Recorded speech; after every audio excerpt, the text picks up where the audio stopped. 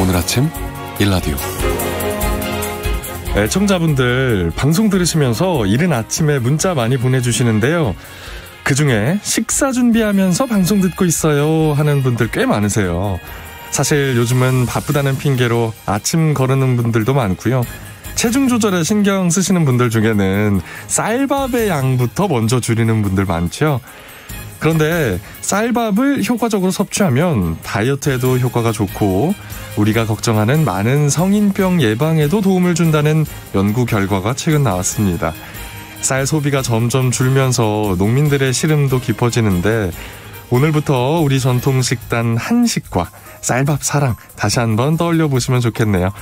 쌀밥 조금 더 건강식으로 즐길 수 있는 효과적인 방법 잠시 후 농수산 뉴스 시간에 자세히 살펴보고요. 9월 22일 목요일 오늘 아침 일라디오 출발하겠습니다. 저는 아나운서 강성규입니다.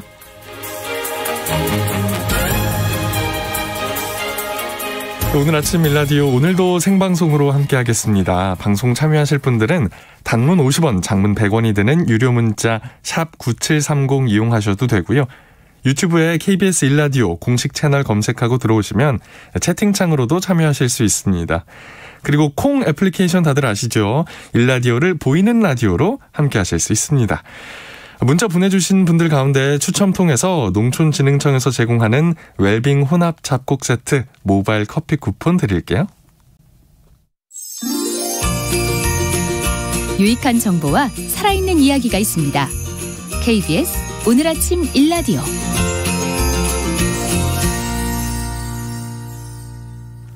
농수산 뉴스로 이어가겠습니다. 농민신문 류수연 기자와 함께합니다. 어서 오세요. 네, 안녕하십니까. 네, 요즘 쌀 재고 문제가 심각하다고 하는데 여기에 또 이 쌀에 대한 잘못된 건강 정보가 이 소비 부진을 가속화시키고 있다는 지적도 나옵니다. 이런 오해를 풀려고 결국 생산자 단체가 심포지엄을 열었네요. 네, 저탄고지, 탄수화물을 적게 먹고 단백질을 많이 먹는 식단인데요. 네. 요즘 체중을 줄이는 다이어트의 제일 원칙이라고 거의들 합니다. 그렇죠. 이 와중에 쌀밥이 탄수화물 때문에 이 과체중을 불러온다는 오해가 번지고 있습니다. 문제는 저탄고지 추세가 강화되고 있지만 대래 비만율은 늘고 있습니다. 2011년 남성과 여성의 비만율은 각각 35.1%, 27.1%였지만 2020년에 48%, 27.7%로 늘었습니다. 또 이 와중에 국민 1인당 쌀 소비량은 2015년 62.9kg에서 지난해 56.9kg으로 줄었습니다. 그래서 생산자 단체인 농협이 나섰습니다. 농협중앙회가 지난 19일 서울 영등포구 정경련회관에서 쌀 소비 확대와 식습관 개선을 위한 심포지엄을 열게 된 동기입니다. 그러니까 어느 순간부터 이 쌀이 다이어트의 적처럼 그렇게 이미지가 생겼는데 쌀 다이어트에 어떤 영향을 줍니까? 네, 강재현 성균관의대 서울 강북 삼성병원 교수는 쌀밥에 대한 의학적 오해와 진실이라는 주제를 발표해서 쌀 중심의 한식 식습관이 서양식보다 체중 관리 효과가 뛰어나다고 강조를 했습니다. 이 강 교수는 호주 시드니 거주민 70명을 대상으로 12주 동안 연구를 진행했는데요. 그 결과 쌀 중심의 한식이 서양식보다 체중 조절에 긍정적인 영향을 미치는 걸로 나타났습니다. 네. 12주, 그러니까 석 달 동안 같은 열량으로 쌀 중심의 한식을 섭취한 실험군은 허리둘레가 5.7cm 감소했습니다만 밀을 중심으로 한 서양식 식단 실험군은 3.1cm 감소하는 데 그쳤습니다. 한식이 다이어트에 긍정적인 이유는 식욕 억제에 탁월하기 때문입니다. 식욕을 촉진하는 호르몬인 그렐린이라는 게 있는데 이거는 한식보다 서양식을 섭취한 실험군에서 2배가량 높게 나타났습니다. 네, 강 교수는 한식은 같은 열량을 섭취해도 서양식보다 포만감이 높아서 식욕을 억제하는 효과가 있다고 밝히면서 또 비만과 대사질환에 영향을 주는 허리둘레, 체지방률, 공복 혈당을 낮추는 데도 효과적인 결과를 보였다고 말했습니다. 쌀은 그리고 건강에 또 좋은 영향을 주는 게 많잖아요. 네, 김행란 농촌진흥청 국립농업과학원 연구관도 쌀 중심 한식의 건강 우수성이라는 주제를 발표하면서 쌀 중심 식사가 심혈관 질환 예방과 개선에 도움이 된다는 조사 결과를 제시했습니다. 2019년에 우리나라 농진청이 미국인 56명한테 25일간 반반 나눠서 각각 한식과 서양식을 섭취하겠는데요. 이 쌀을 기반으로 한 한식군은 콜레스테롤 수치가 15.78 줄어들었고요. 반면에 이 밀가루 기반인 서양식군은 13.43 감소하는 데 그쳤습니다. 또 쌀 중심의 식단은 심리적인 안정에도 긍정적인 영향을 미칩니다. 이 과거 아침밥을 먹는 학생들의 수능 성적이 높다는 연구 결과가 이제 있었거든요. 네. 예, 그래서 김 연구관은 이 쌀 중심 한식은 청소년층의 성장과 발달에 긍정적인 도움을 준다고 강조했습니다. 아, 그럼요. 밥심이 있어야죠. 뭐 쌀을 비롯해서 탄수화물 건강하게 섭취할 수 있는 방법도 알려주세요. 네, 전문가들은 균형 잡힌 영양 섭취를 위해서 이 쌀 중심 한식을 유지하고 발전시켜야 된다는 제언을 했습니다. 우선 강 교수는 흰쌀을 잡곡을 섞거나 현미밥을 먹으면 영양적 이득을 더 높일 수 있다는 조언을 했습니다. 또 김영우 관도 거친 탄수화물 섭취를 권장했습니다. 껍질 부분까지 먹을 수 있는 현미, 곡류, 그리고 이제 콩류 등인데요. 식이섬유가 풍부하고 저항전분이 함유가 되어 있습니다. 이 저항전분을 꾸준히 섭취하면 혈당과 대장암, 이상 지질 혈증 등을 예방할 수 있습니다. 그래서 흰쌀의 현미나 콩 등을 함께 섭취한다면 쌀의 건강기능성 측면을 더 극대화할 수 있습니다. 그리고 아울러 이제 밀키트, 도시락 등 식품 제조 업체에서 요즘 트렌드에 맞는 한식 메뉴를 개발해 쌀 중심의 한식을 이제 사람들이 찾을 수 있도록 하는 방안도 좀 제시하기도 했습니다. 예, 또 쌀도 건강하게 많이 드시기 바랍니다. 한편 농촌이 골병 들고 있다 뭐 이런 얘기를 많이들 하는데 농민 건강 위협하는 농작업 환경과 재해 예방법 좀 알아보겠습니다. 우선 근골격계 질환부터 살펴볼까요? 네, 다 아시다시피 농업은 국제노동기구 ILO가 규정한 3대 위험산업 가운데 하나입니다. 농업 분야 재해율은 2019년 0.81%로 전체 산업평균 0.58%의 1.5배에 달합니다. 그래서 보면 우선 농민 대부분이 농부증에 시달리고 있습니다. 이 정신적, 신체적 질병을 모두 일컫는 말인데 그중에서도 근골격계 질환이 가장 대표적입니다. 그래서 또 2020년 농진청 조사에 따르면 하루 이상 일을 쉴 수밖에 없던 농민 중 84.6%가 근골격계 질환을 호소했습니다. 근골격계 질환을 예방하려면 작업 전 충분한 스트레칭과 체조를 하고 작업 중 짧고 또 잦은 휴식을 취하는 게 좋습니다. 허리를 구부리거나 쪼그리고 앉는 자세를 피하도록 이 의자 같은 그 보조 도구를 사용하는 것도 방법입니다. 예, 반복적인 작업을 해야 되면 또 작업대를 사용하고 높이는 팔꿈치 정도나 아니 팔꿈치보다 약간 낮은 위치가 좋습니다. 바닥에 물건을 들어 올릴 때는 허리를 곧게 편 상태에서 무릎을 굽혀야 합니다. 네, 뭐 무릎, 허리, 팔꿈치도 그렇지만 농약과 미세먼지 때문에 호흡기 건강도 좀 걱정입니다. 네, 농약 중독은 호흡기계 질환뿐 아니라 신경계 질환, 악성종양, 당뇨, 치매 등으로까지 발전할 수 있어서 위험합니다. 미세먼지도 농민의 호흡기 건강을 위협합니다. 곡물, 집 등을 태울 때 나는 유기분진, 그리고 이제 농기계 사용 때 일어나는 배기가스, 축산의 아모니아, 곰팡이 등의 장시간 노출이 되면 만성 폐쇄성 폐질환, 기관지염, 유기분진 독성 증후군 등에 걸릴 수 있습니다. 따라서 농작업 때 기본적인 보호 장비를 잊지 않고 챙기는 것이 건강을 지키는 첫 번째 방법입니다. 코와 입 주변에 완벽히 밀착할 수 있는 마스크, 이 KF94보다는 특히 산업용 분진 마스크를 착용해야 됩니다. 특히 농약을 살포할 때는 머리, 목, 어깨 부위를 충분히 덮을 수 있는 방제복과 고글을 착용하고 농약을 뿌려주는 게 좋습니다. 예, 농기계랑 농기구 다루다가 사고 많이 나잖아요. 예방법도 좀 알려주시죠. 네, 올해 8월 공정거래위원회 한국소비자원이 조사한 바에 따르면 고령자에게 발생하는 안전사고 중 10건 중 6건이 높은 곳에서 떨어지는 낙상사고였습니다.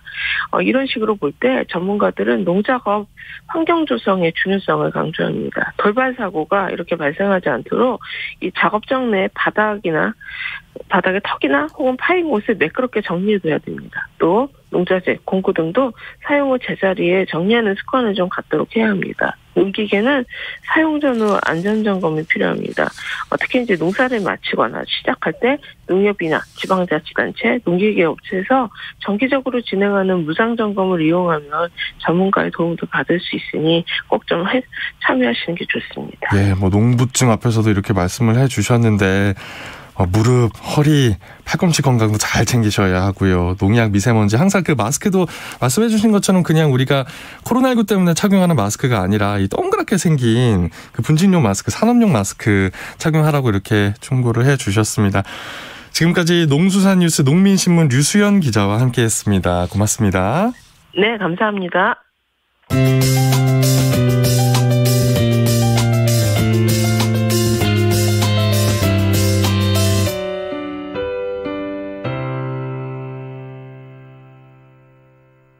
KBS 오늘 아침 일라디오.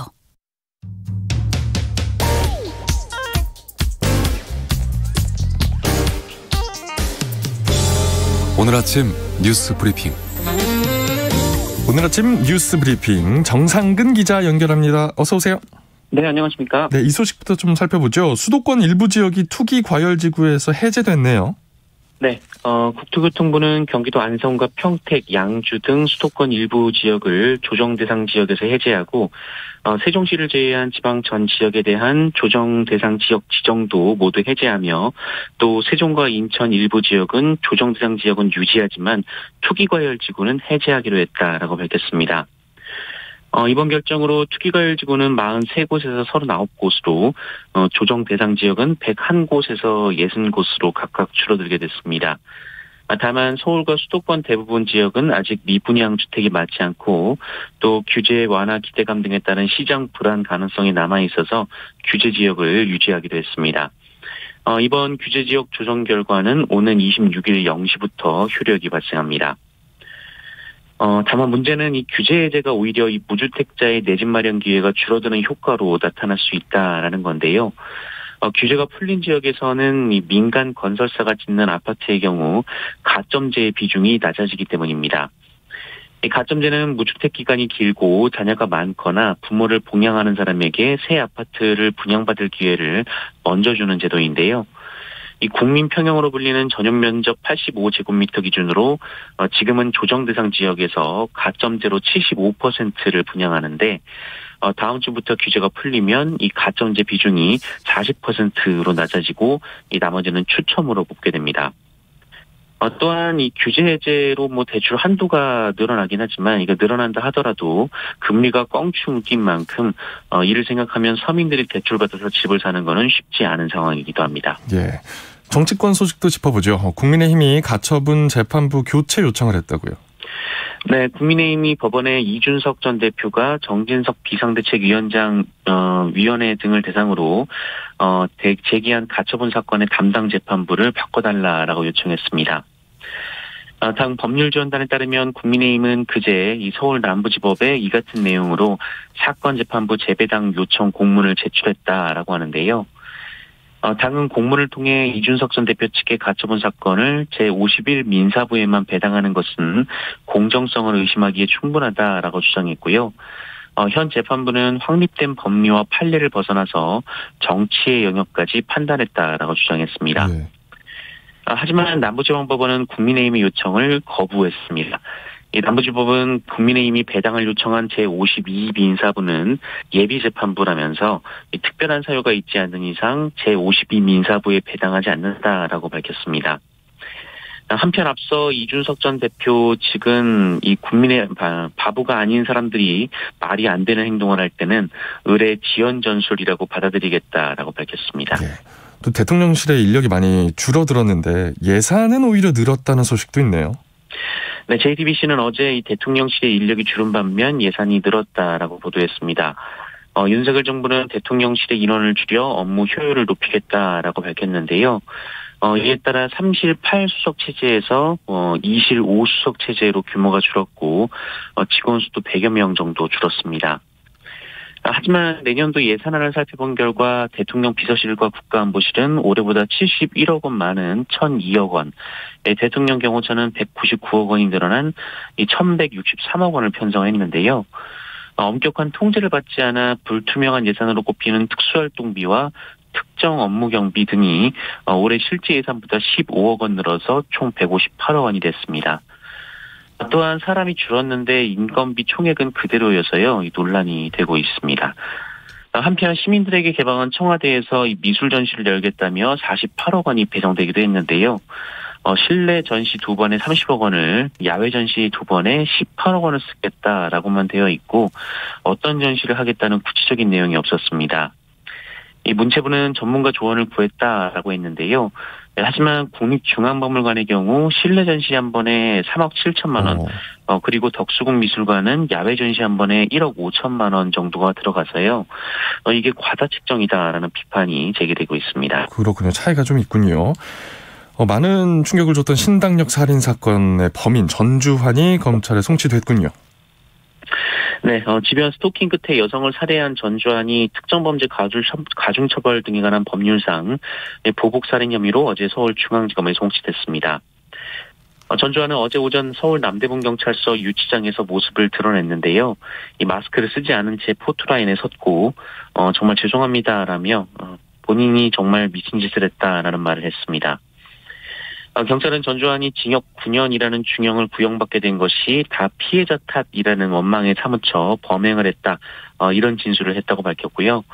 또 범행 당일 서울교통공사 내부 전산망에 접속해서 피해자의 이전 집 주소와 근무지를 알아냈다라고도 밝혔습니다. 또한 모두 4차례 피해자의 주소를 거듭 확인한 것으로 전해졌고요. 이 피해자를 만나려고 이달에만 모두 5차례나 피해자의 옛 집 근처를 찾은 것으로도 전해졌습니다. 정말 이 스토킹 범죄 뉴스는 듣고 싶지 않은데 끊이지 않고 나오고 있네요. 네, 끊임없이 나오고 있습니다. 이 스토킹 처벌법 위반 혐의로 자신을 고소한 전 연인에게 흉기를 들고 찾아간 50대 남성이 경찰에 붙잡혀 구속 송치된 일이 있었습니다. 이 남성은 올해 8월 말부터 약 40일간 한때 동거했던 여성에게 전화, 카카오톡 등을 통해 다시 만나달라며 수십 회 연락했고요. 절대 못 헤어진다라며 이 집을 불살라버리겠다라고 협박했다 합니다. 이 남성의 반복적이고 지속된 연락에 두려움을 느낀 여성이 이달 7일 스토킹 처벌법 위반 혐의로 남성을 고소했는데요. 고소 이튿날 남성이 여성의 집을 찾아왔고 이에 여성이 경찰에 신고를 했습니다. 경찰은 남성의 차에서 흉기를 발견하고 현장에서 체포했습니다. 그리고 올해 4월 인천의 한 오피스텔에서 전 여자친구인 30대 여성을 감금하고 5시간가량 폭행한 20대의 구속영장이 기각된 것으로 알려져 논란이 되고 있습니다. 이 남성은 피해자의 머리카락을 자르는 등 엽기적인 범행을 저질렀는데요. 하지만 경찰은 당시 피해자의 자택이 잠겨 있었다면서 피의자를 체포하지 못한 것으로 파악됐고요. 이후 자진 출석한 이 피의자를 조사한 뒤 구속영장을 청구했으나 법원이 이를 기각한 것으로도 전해졌습니다. 이 남성은 현재도 불구속 상태로 재판을 받고 있습니다. 예. 또 앞서 농수산 뉴스에서 우리 쌀 얘기를 했습니다만 이 쌀값이 크게 떨어지면서 농민들의 시위가 확산되고 있군요. 네, 정부의 쌀값 폭락 대책 마련을 촉구하는 농민들의 시위가 점차 확산이 되고 있습니다. 지난해부터 생산량 초과로 쌀값 안정화 대책 마련을 요구하는 목소리가 터져나오기 시작해서 올해 본격적인 햅쌀 수확을 앞두고 농민들의 분노가 이어지고 있다고 하는데요. 지난 15일 전국 농민의 총연맹, 광주, 전남 영맹 등은 전남도청에서 집회를 열고 농가 요구 전량 정부 매입을 요구했고요. 이 농기계가 실린 화물차로 전남도청에서 목포역까지 차량 행진을 벌이기도 했습니다. 또 같은 날 경남 함안군에서는 전국 농민의 총연맹, 부산 경남연맹 소속 농민 등 100여 명이 모여서 수확을 앞둔 변론을 갈아엎기도 했습니다. 또한 전북도 연맹 소속 농민들도 전북도청 앞에 나락을 쌓아 올려 대책 마련을 요구했고요. 충남도 연맹도 총력 투쟁을 선포한 상황입니다. 예. 한편 정부는 오는 25일 쌀값 안정화 대책을 내놓을 예정인데요. 이 추가 시장 격리 물량 규모와 쌀 수급 안정 조치에 어떤 내용이 담길지 관심이 모아지고 있습니다. 국회도 정부 대책을 살핀 후 다음 날인 26일 양곡관리법 개정안을 상정해서 논의할 예정입니다. 네, 좀 적절한 대책이 빨리 나와야겠습니다. 코로나19 상황도 짚어보죠. 네, 어제 코로나19 신규 확진자 수는 4만 1,286명으로 발표됐습니다.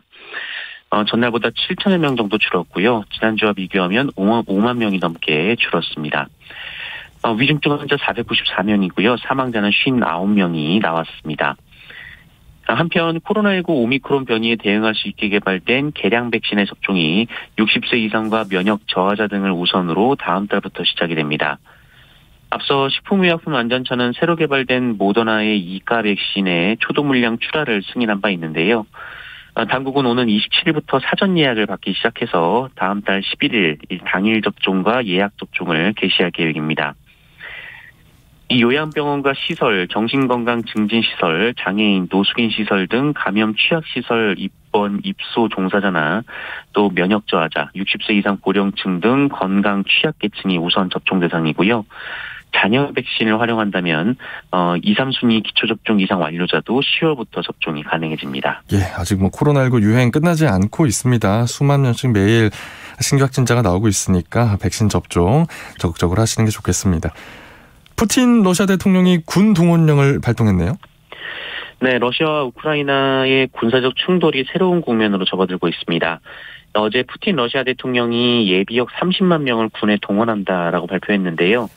이 정규군만으로는 이 전쟁에서 승리할 수 없다라는 선언인 셈인데, 러시아의 동원령은 이 소련 시절인 제2차 세계대전 뒤 처음 있는 일입니다. 또한 푸틴 대통령은 핵무기 사용을 위협하는 등 이 서방의 반러시아 정책이 선을 넘었다며 러시아 보호를 위해 모든 수단을 동원할 것이다라고 경고하기도 했습니다. 이에 우크라이나는 예상했던 일이라면서 러시아가 생각했던 대로 전쟁이 진행되고 있지 않다는 걸 명확히 보여주고 있다라고 했고요. 미국은 러시아의 나약함과 이번 전쟁에서 실패했다는 걸 보여주는 증거라고 평가절하했습니다. 한편 우크라이나 내 러시아 통제 지역에서는 러시아 연방 편입 절차가 시작이 됐습니다. 동부 돈바스 지역과 남부 자포리자주 헤르손주에서 현지 시각 23일부터 닷새 동안 러시아 합병 여부를 묻는 주민투표가 일제히 실시된다고 합니다. 예.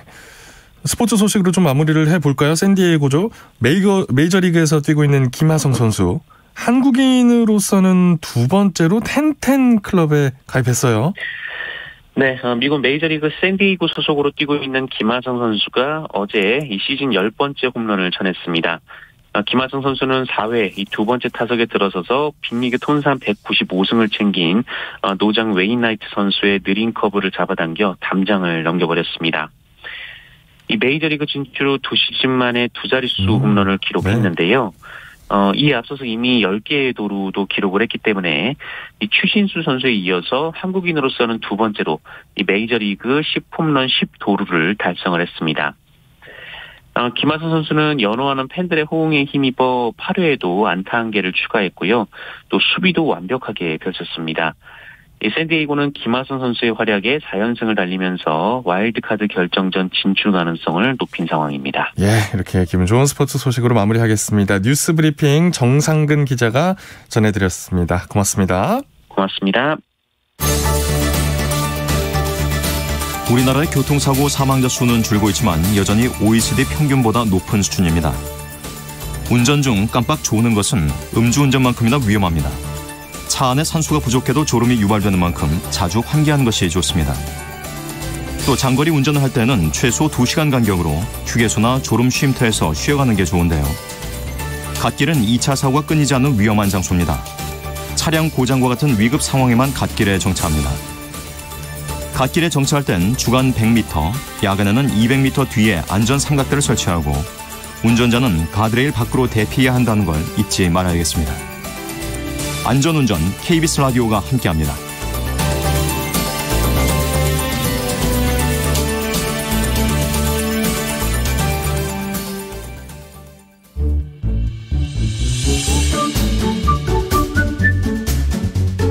아침을 여는 기분 좋은 습관. KBS 오늘 아침 1라디오.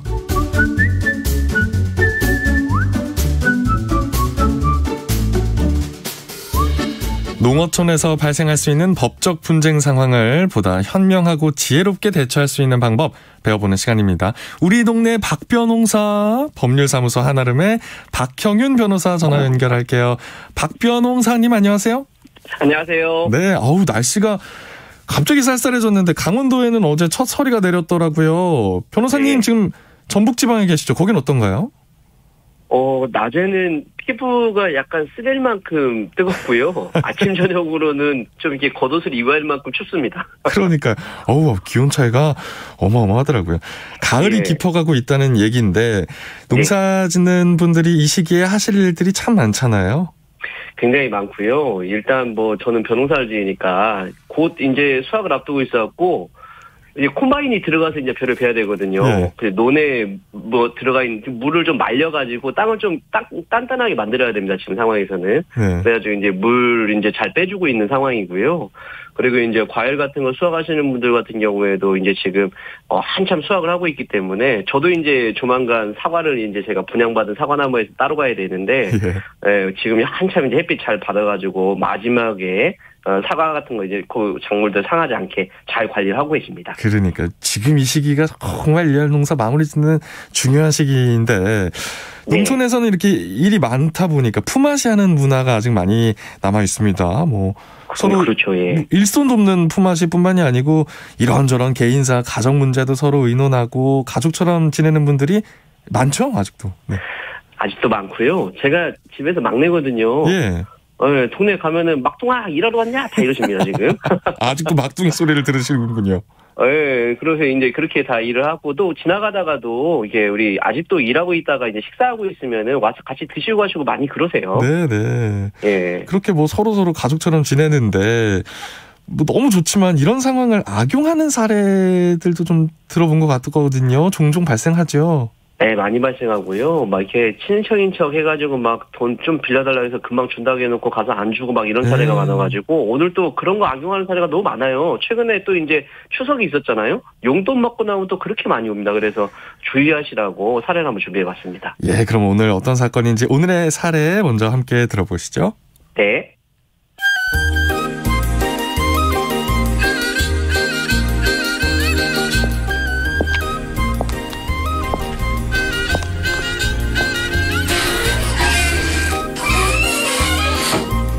아이고 이모님 잘 지내셨죠? 아유 누가 왔는건?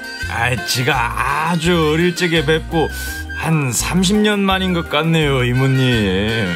그래요? 누구라고? 오랜만에 보니까 가물가물하시죠? 어디 잘 좀 보셔요. 칠봉이에요. 아유 그런감. 나 지금 것도 같은데 우리 아들이 철봉인께 뭔 친척인가? 그라죠. 어릴 적에 다 같이 뛰어놀았는지 지가 일찌감치 공부한다고 도시로 갔었거든요. 이게 살다 보니까 이렇게 세월이 훌쩍 흘렀네요 이모님. 아유 그려 칠봉이 잘 왔구먼. 앉아 지가 아주 좋은 일이 있어서 이모님을 찾아왔어요. 아유 그려? 뭔 일이요? 좋은 일이라니 말만 들어도 좋구먼. 원래 좋은 일이 있으면 어르신들부터 찾아뵙고 인사드리는 게 뼈대 있는 가문에서는 아주 당연한 일이잖아요. 암만. 아이고 근데 우리 조카는 무슨 좋은 일이 있는겨? 지가 이번에 면장으로 발령을 받았어요. 그래서 고향에 내려왔는데 우리 이모님부터 먼저 찾아뵈려고 지가 아주 불이 나게 달려왔네요. 아이고 면장님이시네. 그려 잘했구먼. 여기 발령 서류 한번 보셔요. 아이고 아주 출세였구먼. 고생했네. 어디 밥은 먹은겨? 여기 우리 햇감자 찐 거 이것 좀 먹어봐. 아유 감사해요. 근데 지가 부탁드릴 일이 있는데 말씀 좀 드려봐도 될까요? 아이고 무엇이요? 지가 면장 발령이 나면서 고향으로 이사를 여는데 이삿짐 센터 차가 금방 도착한다고 하네요. 근데 지가 현금을 미처 못 찾아와서요. 인부들한테는 현금을 줘야 하는데 혹시 이사 비용 30만 원만 빌려주시면 안 될까요? 30만 원? 아유 걱정 마셔요. 지가 이사 마치고 금방 돌려드릴게요. 그려? 참 잠깐만 뒤돌려봐. 추석 때 애들이 주고 간 용돈이 좀 있는 것 같은데 보자. 아유 여기 있구만. 30만 원. 아이고 이모님 감사해요. 역시 고향이 좋아요. 지가 이사만 퍼뜩 마치고 금방 올게요.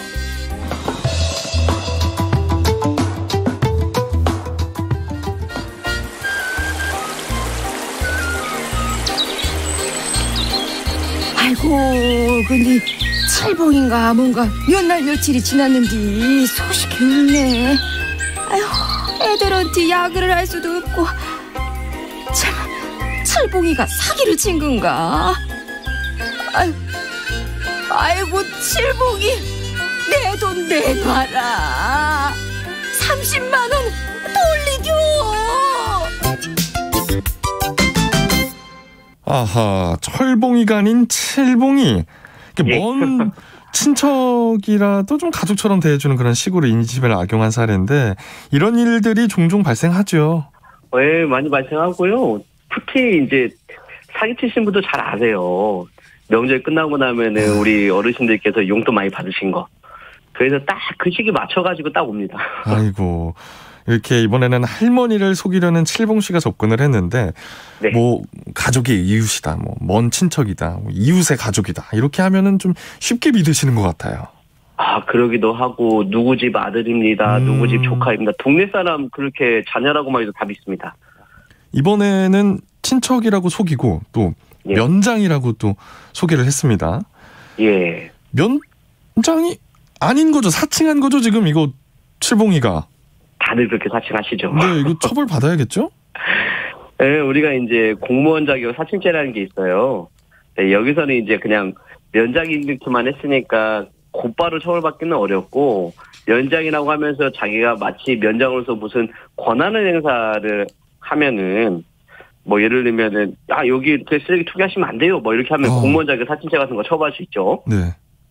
그러면 내가 뭐 경찰인 것처럼 이야기하듯이 공무원 것처럼 이야기를 해도 공무원 자격 사칭죄로 처벌될 수 있다. 그렇죠. 예. 그러면은 뭐 이거 보세요 뭐 하면서 발령 서류 같은 것도 보여드렸는데 이것도 위조한 거잖아요. 이 부분은 또 따로 처벌을 받나요? 그럼요. 예, 우리가 이제 발령 서류 같은 경우는 공문서잖아요. 예. 예, 이런 거를 위조하게 되면 공문서 위조죄라는 게 또 있어요. 그리고 이거를 보여드렸잖아요. 우리 할머니한테. 네. 그런 게 위조된 공문서를 또 보여주는 게 행사죄가 또 따로 있습니다. 그래서 공문서 위조죄랑 그 위조된 공문서 행사한 거 2개의 죄로 처벌받습니다. 그러니까 위조를 먼저 했으면 공문서 위조죄. 그렇죠. 그 위조한 공문서로 또 행사를 했으니까 위조 공문서 네. 행사죄. 예, 그렇게 보여주는 게 행사죄입니다. 예. 그리고 또 조카가 아닌데 조카라고 예. 또 할머니께 접근을 하고 30만 원을 꾸고 소식이 끊겼습니다. 이거 어떡합니까? 진짜 이게 보이스피싱범도 나쁘지만 앞에 와가지고 이렇게 가족까지 이렇게 사칭한 건 진짜 나쁘죠. 사기죄예요. 사기죄. 예. 네, 사기죄고 우리 법원 가면은 이렇게 어려운 할머니한테 사기치는 거는 일반적인 사기죄보다 더 세게 처벌합니다. 그래요? 그럼요. 진짜 세게 처벌 받아야 맞잖아요. 우리 정서상으로도. 그럼요. 나쁘잖아요. 예. 예.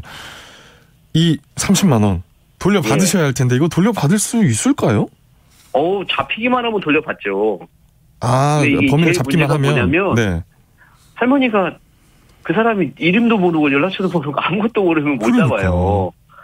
그래서 이제 대부분은 그런 걸 특정 무대에 있어서 CCTV를 확인해가지고 이제 동선 추적해서 잡으시는데 대부분 잡습니다 다. 그렇죠, 외국인이 아닌 이상 거의 다 잡히고요.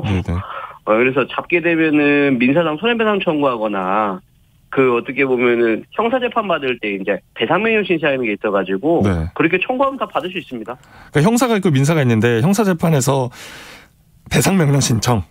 예. 그리고 민사에서는 또 손해배상 청구. 이거 두 가지가 동시에 또 이루어질 수도 있나요? 아니, 동시에 이루어지는 경우는 없고요. 왜냐하면 어느 절차든 한쪽에서만 받으면 되니까는요. 근데 이제 대부분의 어르신들은 민사상 소송만 해야 되는 줄 알고 계세요. 예. 근데 이렇게 사기범죄 같은 재산범죄 같은 경우에는 우리가 형사재판에서 배상 청구도 할 수 있거든요. 예, 그럼 뭐 형사재판 처벌 받아야죠. 그래서 이런 사기죄들은. 받아야죠. 네. 반복되면 안 될 텐데 이거 어떻게 하면 좋을까요? 그렇죠. 이런 일 진짜 반복되면 안 되고요. 우리 어르신들께서는 돈 빌려달라는 사람 있으면, 항상 누군지 신분도 확인하고 연락처도 확인한 다음에 빌려주셔야 되고, 만약에 이제 사기를 당하셨다면 바로 경찰에 빨리 신고하셔야 됩니다. 맞아요. 바로 좀 빨리 신고를 하는 게 아무래도 범인을 잡는 데 도움이 되니까요. 물건도 막 와서 비싼 거 막 이렇게 파는 분들 계시는데 그런 사기도 조심하셔야 되고요. 이렇게 찾아가서 판매를 하면서 사기를 많이 칩니까? 그렇죠. 되게 싼 물건인데 마치 굉장히 좋아서 비싼 줄 알고 막 10배, 20배 막 이렇게 폭리를 취하는 경우도 많이 있어요. 요 뭐 화장품이랑 요 옥장판 이번에 기가 막히게 막 음이온이 막 뿜뿜 나오는데. 건강보조식품 특히 많습니다. 그러게요. 뭐 10,000원짜리인데 막 5만 원, 10만 원 이렇게 파는 경우도 있군요. 굉장히 많죠. 근데 어르신들께서는 보통 그냥 참고 마는데 절대 참으시면 안 되고 신고하셔야 됩니다. 빠르게 신고하셔야 또 빠르게 돌려받으실 수 있습니다. 우리 동네 박변홍사 박현웅 변호사와 함께했습니다. 오늘 말씀 고맙습니다. 감사합니다. 오늘도 많은 분들 문자 보내주셨어요. 5386님. 지금 휴가 내고 시골집 가는 고속버스예요. 지난 태풍 수해로 아직 집 정리가 덜 돼서 주말 동안 집 정리 도와드리려고 합니다. 그리고 부모님 농사일도 도와드리려고요. 농산일 하면서 매일 이 라디오 방송 부모님이 꼭 들으시거든요. 모든 분들 즐거운 주말 보내세요. 라고 5386님이 보내주셨습니다. 태풍 수해 입으셨구나. 또 부모님께서 집 정리 도와드린다고 내려오시면 너무 좋아하시겠네요. 9646님, 강성규 아나운서 반갑습니다. 저도 반갑습니다. 밥이 보약이죠. 저는 쌀 소비 1등 공신이에요. 농민 시름도 덜어드리고 우리 쌀 소비 많이 합시다. 왜 자녀 많이 낳으면 나라 구하는 거라도 이야기를 많이 하시는데 저는 자녀를 아직 못 낳아서 그렇게 나라를 위해서 열심히 일하지는 못한 것 같고 저도 우리 쌀 소비 하나만큼은 뭐 남부럽지 않게 나라를 위해 많이 소비를 한 것 같습니다. 9646님도 힘내주시기 바랍니다. 9749님 지금 냄비밥 하고 있어요. 쌀과 물 비율을 1:1로 해서 끓어오르면 약불로 7분 끓여서 불 끄고 10분 뜸들이면 끝. 구수한 쌀 고유의 향기 그리고 냄새 즐겨보세요라고 말씀하셨는데 이 냄비밥 너무 쉽다고 뭐 주변에서 얘기를 해서 저도 한번 해봤어요. 냄비 버릴 뻔했습니다. 냄비밥 저는 어렵던데 이렇게 또 쉽게 뚝딱 해내시더라고요. 딸아이 점심 도시락도 매일매일 챙겨주고 있어요. 물론 한식이죠. 현미쌀, 콩도 넣어서 잡곡밥을 아주 좋아합니다. 맛있는 밥 잘 먹어줘서 고맙죠. 코로나로 인해서 도시락 들고 다닙니다. 저도 물론 도시락 가지고 다닙니다. 밥심으로 오늘도 힘내서 일해야겠습니다. 화이팅! 유익한 정보 고맙습니다. 라고 7237님이 이야기해 주셨습니다. 본인 도시락에 따님 도시락까지 아침마다 정말 고생이 많으십니다. 쌀 소비 우리 오늘 계속 외치고 있는데 많이 해 주셔서 감사합니다. 날씨도 한번 알아보죠. 오늘 아침 쌀쌀합니다. 하지만 낮에는 선선한 전형적인 가을 날씨 이어질 것으로 보입니다. 아침 최저기온은 서울이 14도, 대구 13도, 전주 14도고 태백은 4.4도, 강원 산간을 중심으로 기온이 5도 안팎까지 떨어졌습니다. 낮 최고 기온은 서울 25도, 대구 25도, 광주 26도까지 오르면서 선선하겠습니다. 건강관리 잘 하시고요. 오늘 아침 일라디오 오늘 순서는 여기까지입니다. 어제와 오늘 여러분과 함께해서 정말 힘이 나는 이틀이었습니다. 오늘도 힘찬 하루 보내시기 바랍니다. 지금까지 아나운서 강성기였습니다. 고맙습니다.